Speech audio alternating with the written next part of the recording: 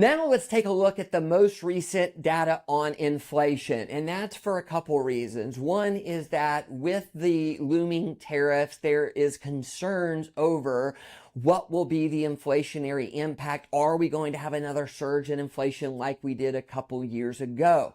Now, the first thing I want to mention is that in the 2018 and 19 trade wars, when we had a lot of tariffs put in place on China, the EU, Canada, Mexico, then inflation did not even go up a tick. It stayed around the 2% level.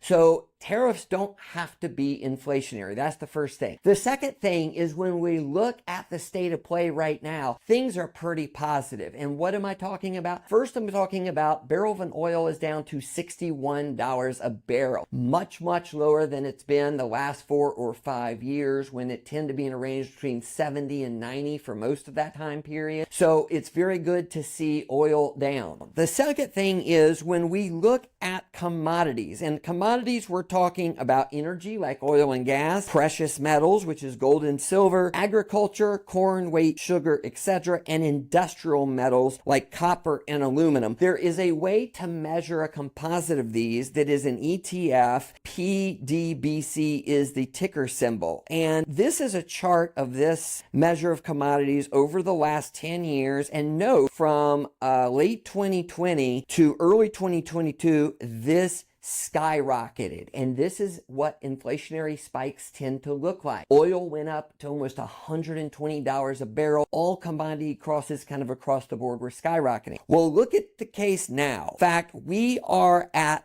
outside of, for about a month in 2020, when the economy was shut down and there was virtually no demand for any of these commodities, we see today commodities at the lowest level in the last 10 years. So again, this is not the picture of an environment where inflation is on the cusp of being out of control.